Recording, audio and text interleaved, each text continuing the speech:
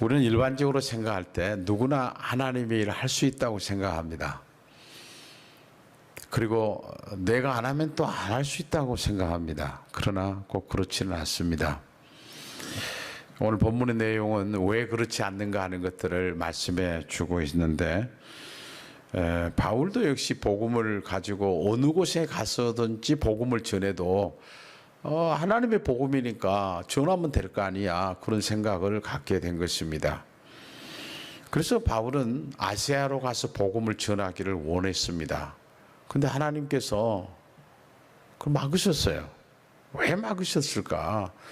뭐 다른 것도 아닌데 복음을 전하러 가는데 왜 내가 어디로 가서 복음을 전하든지 내 맘 아닌가, 그렇게 생각할 수도 있습니다. 오늘 6절에 보면 이렇습니다. 성령이 아시아에서 말씀을 전하지 못하게 하시거늘 그랬어요. 왜 하나님이 막으십니까? 우리는 여기서 참 이해할 수 없는 이해할 수 없는 것을 발견할 수 있는데, 복음은 누구나 다 들어야 되는 거 아니에요? 복음이 전해지지 않는 곳이면 어디 나가서 복음을 전해서 그들이 듣게 해야 되는 거 아닙니까? 그러나 복음을 전하지 못하게 한 것은 복음 자체가 잘못됐다고 하는 것은 아닙니다. 다시 말하면 아시아의 복음을 먼저 전하는 것이 하나님의 뜻이 아니라는 사실이죠. 그래서 하나님이 가지 말라 허락하지 않았어요. 하나님이 가야 하는데 하나님이 허락하지 않을 때는 바울은 한 발짝도 뗄 수가 없는 사람이었습니다. 왜냐하면 예수 그리스도를 만났고 그런 하나님의 뜻을 늘 따라서 사는 사람이었기 때문에 그래요. 7절에서는 이렇게 또 말씀합니다. 예수의 영이 허락 아니하는지라 그랬어요. 예수의 영이라는 것은 성령을 얘기합니다. 성령 하나님께서 허락하지 않았다는 거예요. 그 때문에 바울은 지금 실제로 자기 자신이 정말 하나님의 뜻이라고 생각하면서 복음을 전하러 갔는데 성령께서 막으셨다는 사실입니다. 바울은 지금 아시아로 가서 그곳에 가서 복음을 전하기를 원했는데 성령 하나님께 가지 말라는 거예요. 우리는 우리의 생각을 가지고 어떤 일을 하려고 하지만 하나님께서는 그 일을 막으실 때가 있는 것은 왜 이런가? 이미 하나님께서 우리의 생각과 하나님의 생각이 다르다는 말씀을 해 주셨어요. 그것은 이사야 55장에 보면 이렇게 말씀합니다. 이는 내 생각이 너희 생각과 다르며 내 길은 너희의 길과 다름이니라. 여호와의 말씀이니라. 이는 하늘이 땅보다 높음 같이 내 길은 너희의 길보다 높으며 내 생각은 너희의 생각보다 높음이니라. 하나님의 생각과 우리의 생각은 달라요. 하나님께서 그렇게 생각을 하고 계시기 때문에 하나님 막으실 때가 있어요. 그럼 어디로 가서 복음을 전하는 걸 전하라고 했을까요? 그 목적지가 있어야 될 거 아니에요? 9절에 보면 이렇게 말합니다. 밤에 환상이 바울에게 보이니 마게도냐 사람 하나가 서서 그에게 청하여 이르되 마게도냐로 건너와서 우리를 도우라 하거늘 그래요. 밤에 환상을 바울이 본 겁니다. 여러분, 환상을 봤다는 건 가만히 있는데 환상이 확 이렇게 비쳤다는 것이 아니에요. 하나님께 못 가게 하니까 바울이 분명하게 기도했을 거 아니에요. 기도하는데 환상 가운데 하나님께서 보여주는 곳이 있었어요. 그게 바로 마게도냐에 있어요. 그리고 하나님의 뜻을 이제 바울이 알고 난 다음에는 바울이 어떤 행동을 취했을까요? 그는 10절에서 이렇게 말합니다. 바울이 그 환상을 보았을 때 우리가 곧 마게도냐로 떠나기를 힘쓰니 이는 하나님이 저 사람들에게 복음을 전하라고 우리를 부르신 줄을 인정함이니라 그랬어요. 믿음의 사람들의 공통점은 변명하거나 그 길을 자기의 생각을 계속해서 말해서 그것대로 하려고 하는 사람들이 아닙니다. 바울은 역시 아무 말 없었던 사람입니다. 그럼 메시아 하나님 뜻이 아니라면 그것은 즉시 중단할 수 있었던 사람입니다. 그렇기 때문에 하나님의 뜻이 그렇다면 내가 안 갑니다. 그리고 하나님 뜻을 따르겠습니다. 그러므로 하나님이 축복 원리는 순종과 불순종의 차이입니다.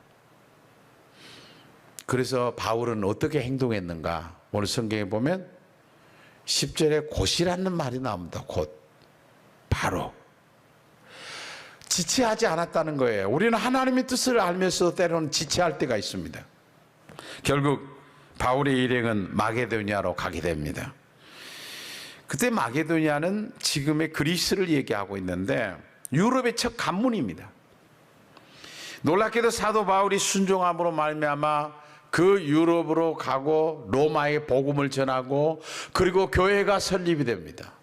그리고 수많은 박해 속에서도 그리고 수많은 핍박 가운데서도 예수의 복음이 강하게 전파가 되고 그리고 로마 황제가 예수님을 믿게 됐고 로마는 기독교국가가 되었습니다.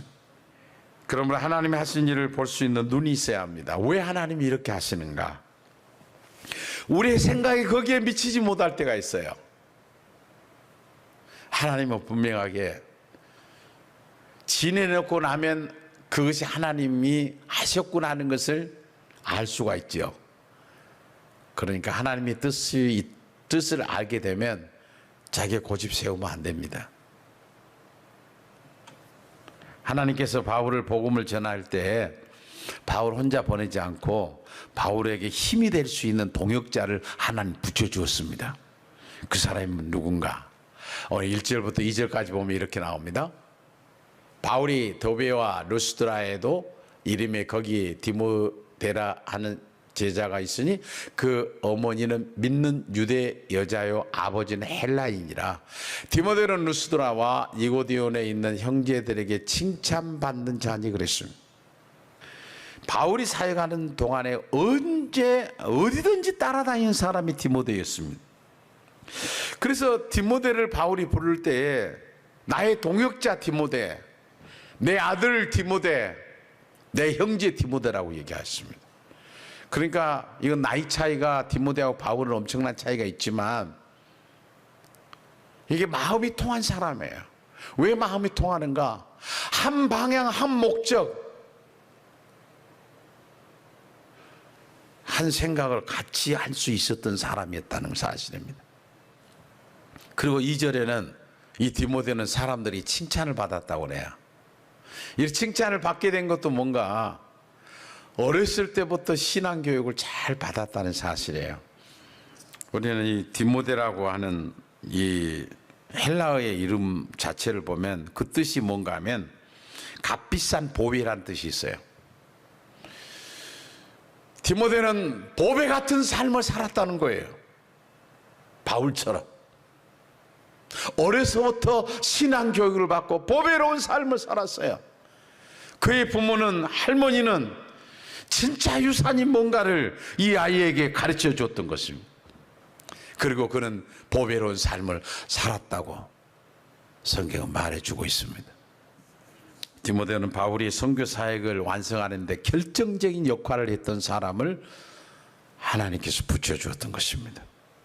오늘 말씀은 인간의 계획과 하나님의 계획이 얼마나 다른가 하는 것을 우리에게 보여주고 있습니다.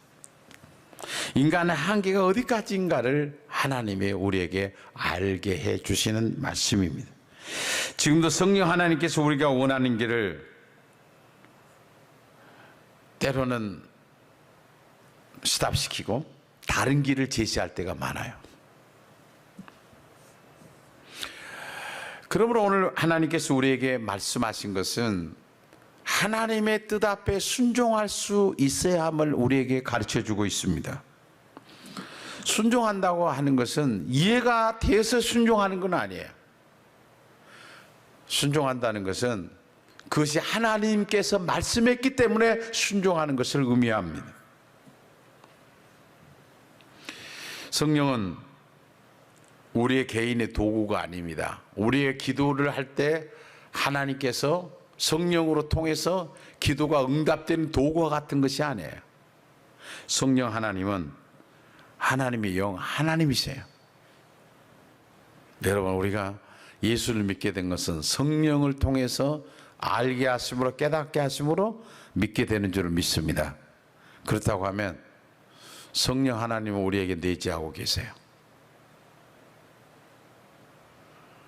우리에게 각 사람에게 하나님께서 성령 하나님께 늘 말씀하고 계세요. 말씀하고 있지 않다면 그것은 예수를 믿지 않는 사람일 수도 있어요. 그런데 성령의 뜻을 우리에게 말씀하지만 우리는 그걸 무시할 때가 있어요. 성령 하나님은 우리에게 말씀하지만 내가 거부할 때가 있어요. 그 뜻을 하고 싶지 않아요. 왜요? 힘드니까요. 왜요? 하기 싫거든요. 왜요? 내가 뭔가를 헌신해야 되기 때문에 안 하는 경우가 있어요. 성령의 뜻을 무시한 것이죠. 그러나 오늘 말씀을 통해서 계속적으로 우리는 개인에게 어떻게 말씀하는지는 모르지만 성령의 뜻을 따라서 순종했던 사도 바울을 배워야 합니다. 이 시대의 하나님은 이 말씀을 통해서 너희는 어떻게 살 것이냐 하는 것을 우리에게 묻고 계십니다. 성령께서 우리에게 말씀한 걸 무시하지 마세요. 그리고 바울처럼 내 뜻을 완전히 100% 포기하고 그 뜻을 따라서 순종해 갈 때 저 끝에는 하나님의 축복이 기다리고 있는 것입니다. 그런 믿음의 사람으로 살아가는 우리 모두가 되었으면 좋겠습니다.